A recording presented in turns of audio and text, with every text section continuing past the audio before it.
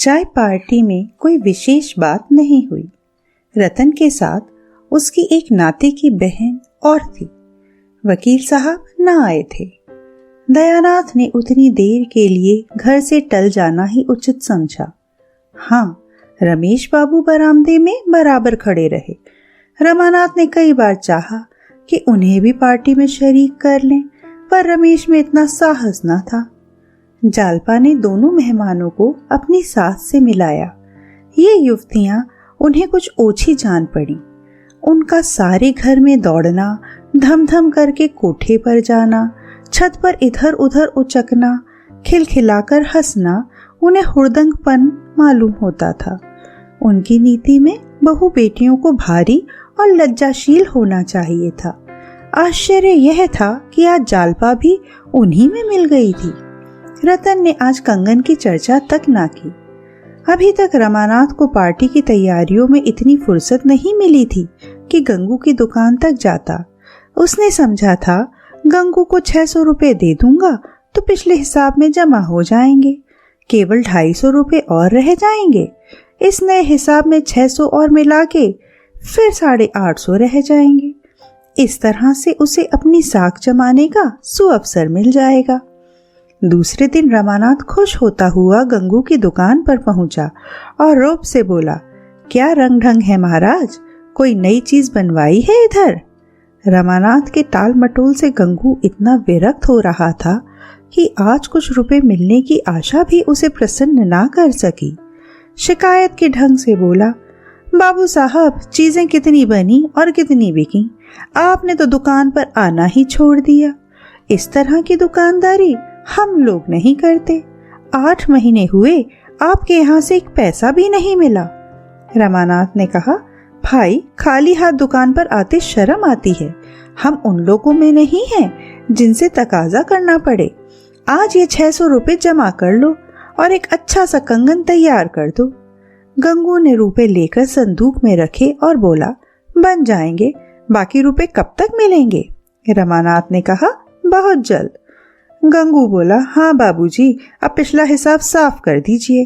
गंगू ने बहुत जल्द कंगन बनवाने का वचन दिया, लेकिन एक बार सौदा करके उसे मालूम हो गया था कि यहाँ से जल्द रुपए वसूल होने वाले नहीं। नतीजा यह हुआ कि रमानाथ रोज तकाजा करता और गंगू रोज हीले करते टालता।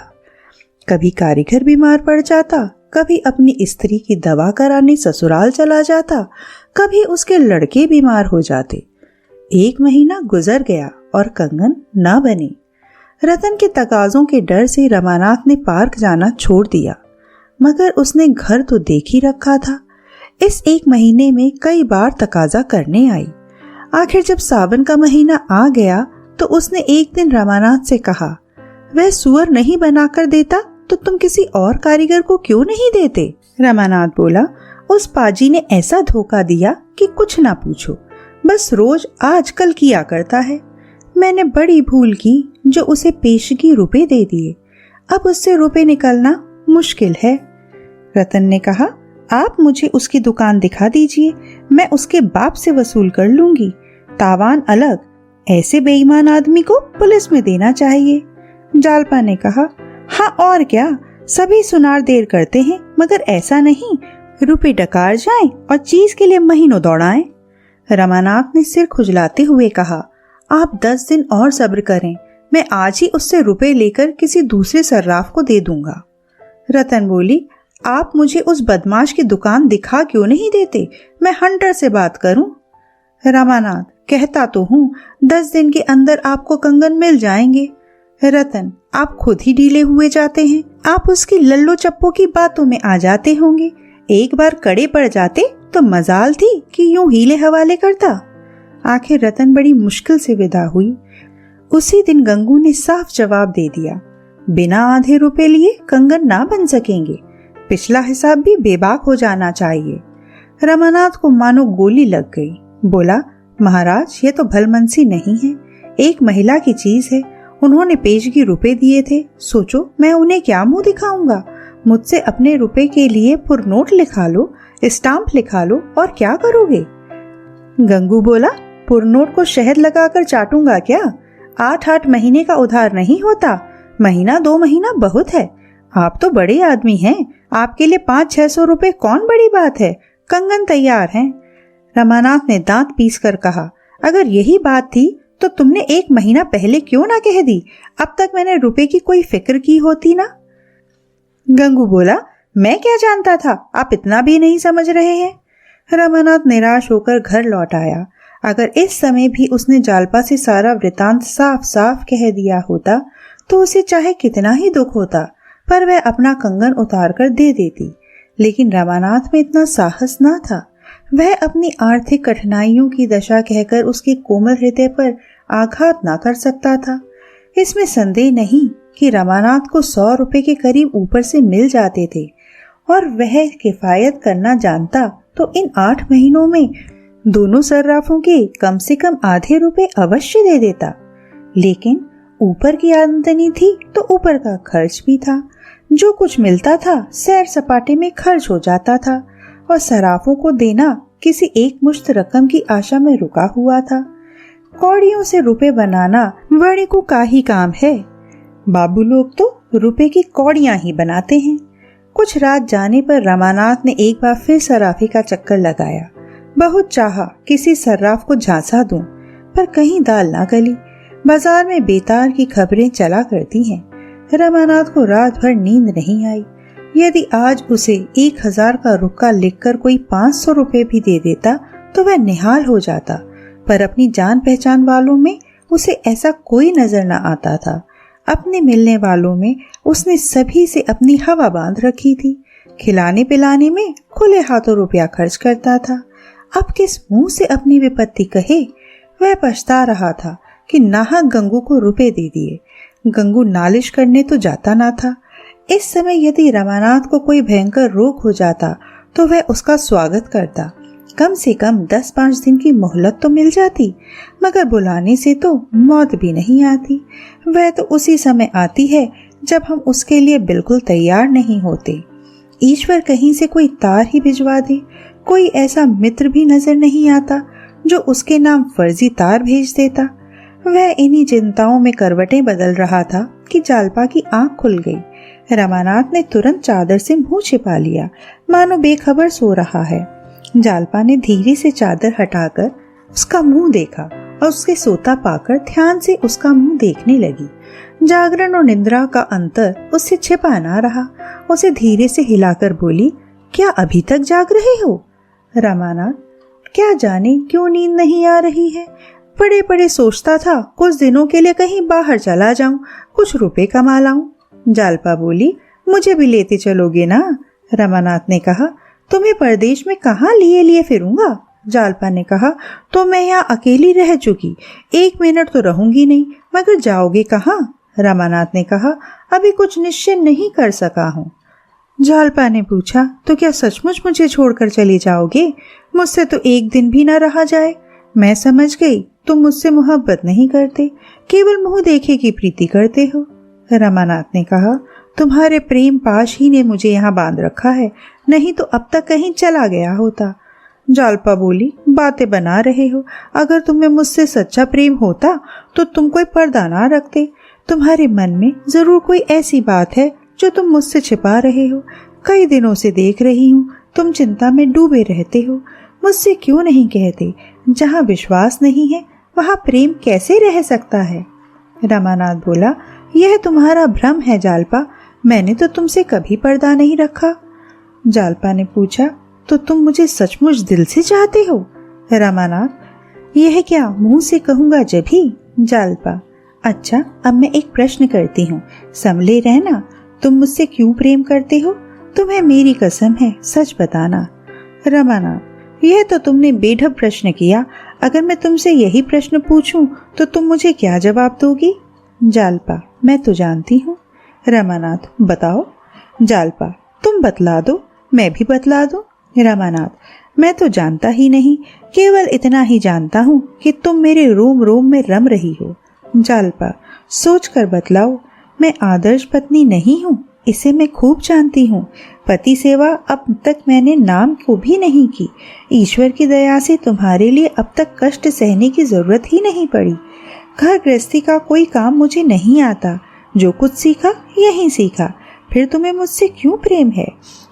बातचीत में निपुण नहीं, रंग रूप भी ऐसा आकर्षक नहीं। जानते हो मैं तुमसे क्यों प्रश्न कर रही हूँ?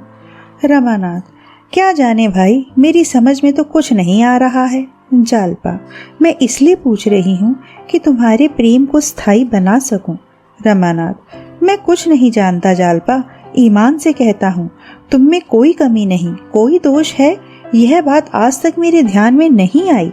लेकिन तुमने मुझ में कौन सी बात देखी? ना मेरे पास धन है, ना विद्या है, ना रूप है, बताओ। जालपा, बता दूं, मैं तुम्हारी सज्जनता पर मोहित हूँ।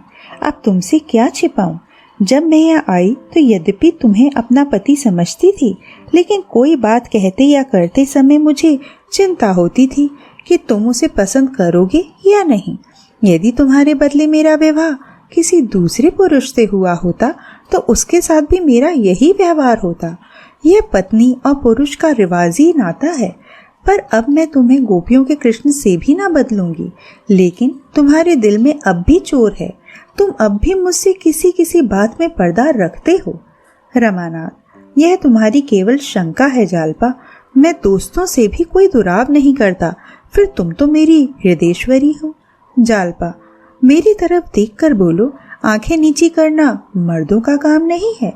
रमानाथ के जी में एक बार फिर आया कि अपनी कठिनाइयों की कथा कह सुनाऊं, लेकिन मिथ्या गौरव ने फिर उसकी जबान बंद कर दी। जालपा जब उससे पूछती सर्राफों को रुपए दिए जाते हो या नहीं, तो वह बराबर कहता, हाँ कुछ ना कुछ हर महीने देता जाता हूँ। पर आज रमानाथ की दुर्बलता ने जालपा के मन में एक संदेह पैदा कर दिया था। वह उसी संदेह को मिटाना चाहती थी। जरा देर बाद उसने पूछा, सर्राफों के तो अभी सब रुपए अदा होना हुए होंगे। रमानाथ, अब थोड़े ही बाकी हैं। जालपा, कितने बाकी होंगे? कुछ हिसाब किताब लिखते हो? रमानाथ, हाँ लिखता क्यों नहीं, 700 से कुछ कम ही होंगे। जालपा, तब तो पूरी गठरी है, तुमने कहीं रतन के रुपए तो नहीं दे दिए? रमानाथ दिल में कांप रहा था, कहीं जालपा यह प्रश्न ना कर बैठे। आखिर उसने यह प्रश्न पूछ ही लिया।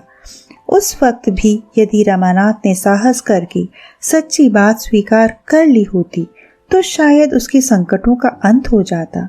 जालपा 1 मिनट तक अवश्य सन्नाटे में आ जाती।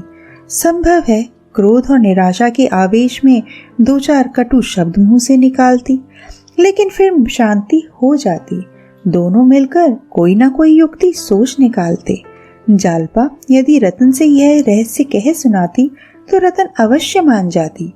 पर हाय रे आत्मगौरव, रमानाथ ने यह बात सुनकर ऐसा मुंह बना लिया मानो जालपा ने उस पर कोई निष्ठुर प्रहार किया हो। बोला, रतन के रुपए क्यों देता? आज चाहूं तो 2-4 हजार का माल ला सकता हूँ। कारीगरों की आदत देर करने की होती है। सुनार की खटाई मशहूर है, बस और कोई बात नहीं। 10 दिन में या तो चीज ही लाऊंगा या रुपए वापस कर दूंगा। मगर यह शंका तुम्हें क्यों हुई? पराई रकम भला मैं अपने खर्च में कैसे लाता? जालपा, कुछ नहीं, मैंने यूं ही पूछा था। जालपा को थोड़ी देर में नींद आ गई, पर रमानाथ फिर उसी उधेड़बुन में पड़ा। कहाँ से रुपए लाए? अगर वह रमेश बाबू से साफ साफ कह दे तो वह किसी महाजन से रुपया दिला देंगे, लेकिन नहीं, वह उनसे किसी तरह ना कह सकेगा। उसमें इतना साहस न था। उसने प्रातःकाल नाश्ता करके दफ्तर की राह ली। शायद वहां कुछ प्रबंध हो जाए। कौन प्रबंध करेगा, इसका उसे ध्यान न था। जैसे रोगी वैद्य के पास जाकर संतुष्ट हो जाता है, पर यह नहीं जानता मैं अच्छा हूंगा या नहीं।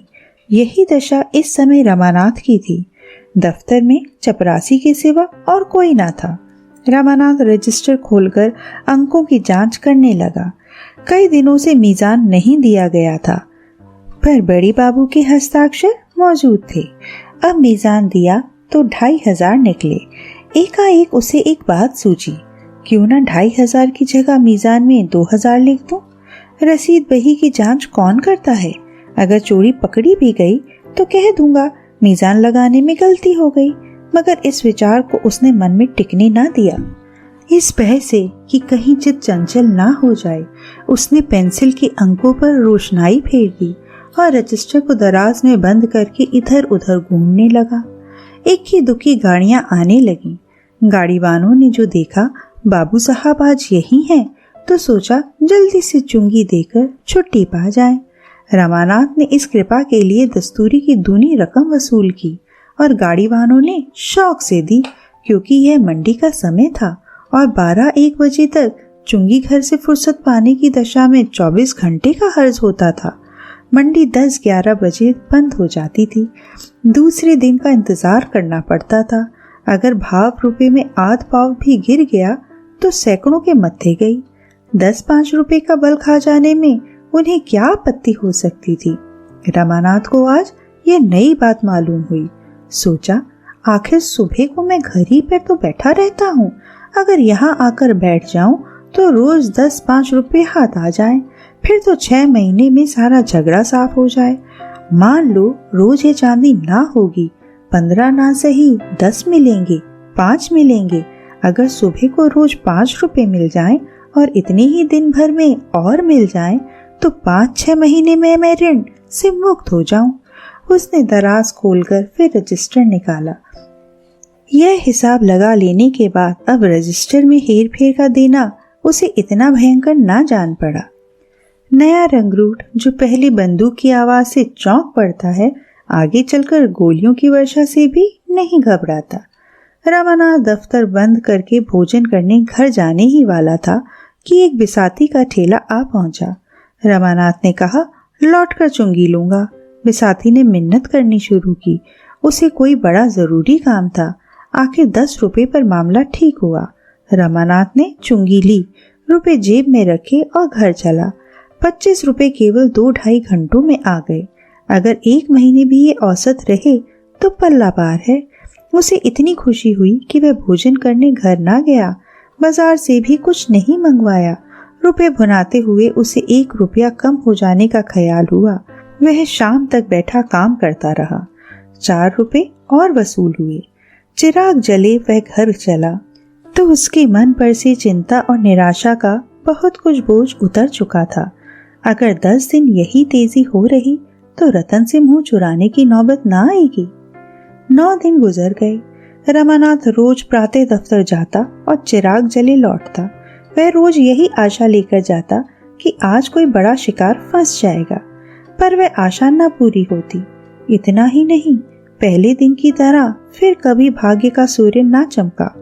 फिर भी उसके लिए कुछ कम श्रेय की बात नहीं थी कि 9 दिनों में ही उसने 100 रुपए जमा कर लिए थे। उसने 1 पैसे का पान भी ना खाया था। जालपा ने कई बार कहा, चलो कहीं घूम आवे, तो उसे भी उसने बातों में ही टाला। बस कल का दिन और था।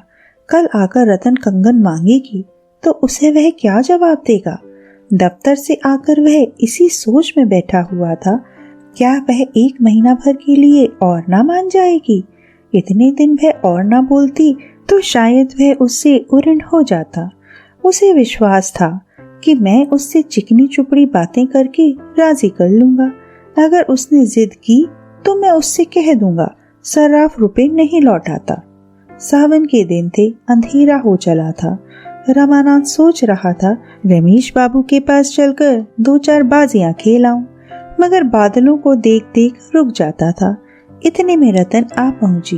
वह प्रसन्न न थी, उसकी मुद्रा कठोर हो रही थी। आज वह लड़ने के लिए घर तैयार होकर आई है और मुरव्वत और मुलाहजे की कल्पना को भी कोसों दूर रखना चाहती है। जालपा ने कहा, तुम खूब आई, आज मैं जरा तुम्हारे साथ घूम आऊंगी। इन्हें काम के बोझ से आजकल सिर उठाने की भी फुर्सत नहीं है।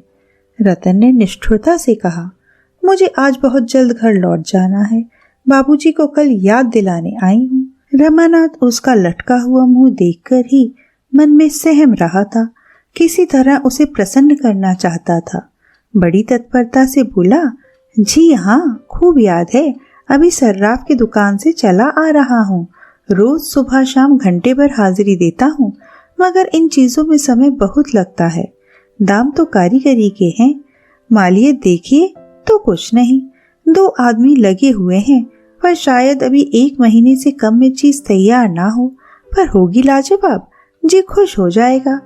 पर रतन जरा भी न पिघली, तिनक कर बोली, अच्छा अभी महीना भर और लगेगा? ऐसी कारीगरी है कि 3 महीने में पूरी ना हुई। आप उससे कह दीजिएगा मेरे रुपए वापस कर दे। आशा के कंगन देवियां पहनती होंगी, मेरे लिए जरूरत नहीं। रमानाथ, 1 महीना ना लगेगा, मैं जल्दी ही बनवा दूंगा। 1 महीना तो मैंने अंदाजन कह दिया था, अब थोड़ी ही कसर रह गई है। कई दिन तो नगीने तलाश करने में लग गए। रतन, मुझे कंगन पहनना ही नहीं है भाई, आप मेरे रुपए लौटा दीजिए बस। सुनार मैंने भी बहुत देखे हैं, आपकी दया से इस वक्त भी 3 जोड़े कंगन मेरे पास होंगे, पर ऐसी धांधली कहीं नहीं देखी। धांधली के शब्द पर रमानाथ तिलमिला उठा। धांधली नहीं, मेरी हिमाकत कहिए। मुझे क्या जरूरत थी कि अपनी जान संकट में डालता? मैंने तो पेशगी रुपए इसलिए दे दिए कि सुनार खुश होकर जल्दी से बना देगा। अब आप रुपए मांग रही हैं, सर्राफ रुपए नहीं लौटा सकता। रतन ने तीव्र नेत्रों से देखकर कहा, क्यों, रुपए क्यों ना लौटाएगा? रमानाथ, इसलिए कि जो चीज आपके लिए बनाई है उसे वह कहाँ बेचता फिरेगा? संभव है साल 6 महीने में बेच सके। सबकी पसंद एक सी तो नहीं होती। रतन ने त्योरियां चढ़ाकर कहा, मैं कुछ नहीं जानती, उसने देर की है, उसका दंड भोगे। मुझे कल या तो कंगन ला दीजिए या रुपए। आपसे यदि सर्राफ से दोस्ती है, आप मुलाहिजे और मुरव्वत के सबब से कुछ ना कह सकते हो, तो मुझे उसकी दुकान दिखा दीजिए। नहीं आपको शर्म आती हो तो उसका नाम बता दीजिए, मैं पता लगा लूंगी। वाह, अच्छी दिल लगी है, दुकान नीलाम करा लूंगी, जेल भिजवा दूंगी। इन बदमाशों से लड़ाई के बगैर काम नहीं चलता। रमानाथ अप्रतिभ होकर जमीन की ओर ताकने लगा। वह कितनी मनूस खड़ी थी जब उसने रतन से रुपए लिए, बैठे बिठाए विपत्ति मोल ली। जालपा ने कहा, सच तो है, इन्हें क्यों नहीं सर्राफ की दुकान पर ले जाते? चीज आंखों से देखकर इन्हें संतोष हो जाएगा। रतन, अब मैं चीज लेना ही नहीं चाहती। रमानाथ ने कांपते हुए कहा, अच्छी बात है, आपको रुपए कल मिल जाएंगे। रतन, कल किस वक्त? रमानाथ, दफ्तर से लौटते वक्त लेता आऊंगा। रतन, पूरे रुपए लूंगी, ऐसा ना हो 100-200 रुपए देकर टाल दें। रमानाथ, कल आप अपने सब रुपए ले जाइएगा। यह कहता हुआ रमानाथ मर्दानी कमरे में आया और रमेश बाबू के नाम एक रुक्का लिखकर गोपी से बोला, इसे रमेश बाबू के पास ले जाओ, जवाब लिखाते आना। फिर उसने एक दूसरा रुक्का लिखकर विशंभर को दिया कि माणिकदास को दिखाकर जवाब लाए। विशंभर ने कहा, पानी आ रहा है। रमानाथ, तो क्या सारी दुनिया बह जाएगी? दौड़ते हुए जाओ। विशंभर, और वह जो घर पर ना मिले? रमानाथ, मिलेंगे, वह इस वक्त कहीं नहीं जाते। आज जीवन में पहला अवसर था कि रमानाथ ने दोस्तों से रुपए उधार मांगे। आग्रह और विनय के जितने शब्द उसे याद आए उनका दुरुपयोग किया। उसके लिए बिल्कुल नया अनुभव था। जैसे पत्र आज उसने लिखे, वैसे ही पत्र उसके पास कितनी ही बार आ चुके थे। उन पत्रों को पढ़कर उसका हृदय कितना द्रवित हो जाता था, पर विवश होकर उसे बहाने करने पड़ते थे। क्या रमेश बाबू भी बहाना कर जाएंगे? उनकी आमदनी ज्यादा है, खर्च कम, वे चाहें तो रुपए का इंतजाम कर सकते हैं। क्या मेरे साथ इतना सुलूक भी ना करेंगे? अब तक दोनों लड़के लौटकर नहीं आए। वह द्वार पर टहलने लगा। रतन की मोटर अभी तक खड़ी थी। इतने में रतन बाहर आई और उसे टहलते देखकर भी कुछ नहीं बोली। मोटर पर बैठी और चल दी। दोनों कहाँ रह गए अब तक? कहीं खेलने लगे होंगे। शैतान तो हैं ही। जो कहीं रमेश रुपए दे दें तो चांदी है। मैंने 200 नाहक मांगे, शायद इतने रुपए उनके पास ना हो। ससुराल वालों की नोच खसोट से कुछ रहने भी तो नहीं पाता। माणिक चाहे तो 1500 दे सकता है, लेकिन देखना चाहिए, आज परीक्षा हो जाएगी। आज अगर इन लोगों ने रुपए ना दिए तो फिर बात भी ना पूछूंगा। किसी का नौकर नहीं हूँ, जब वे शतरंज खेलने को बुलाएं तो दौड़ा चला जाऊं। रमानाथ किसी की आहट पाता तो उसका दिल जोर से धड़कने लगता था। आखिर विशंभर लौटा। माणिक ने लिखा था, आजकल बहुत तंग हूँ, मैं तो तुम ही से मांगने वाला था। रमानाथ ने पुर्जा फाड़ कर फेंक दिया। मतलबी कहीं का। अगर सब इंस्पेक्टर ने मांगा होता तो पुर्जा देखते ही रुपए लेकर दौड़ जाता। खैर, देखा जाएगा। चुंगी के लिए माल तो आएगा ही, इसकी कसर तब निकल जाएगी। इतने में गोपी भी लौटा। रमेश ने लिखा था, मैंने अपने जीवन में 2-4 नियम बना लिए हैं और बड़ी कठोरता से इनका पालन करता हूँ।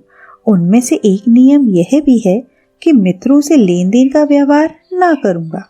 अभी तुम्हें अनुभव नहीं हुआ है, लेकिन कुछ दिनों में हो जाएगा कि जहाँ मित्रों से लेन देन शुरू हुआ वहाँ मनमुटाव होते देर नहीं लगती। तुम मेरे प्यारे दोस्त हो, मैं तुमसे दुश्मनी नहीं करना चाहता, इसलिए मुझे क्षमा करो।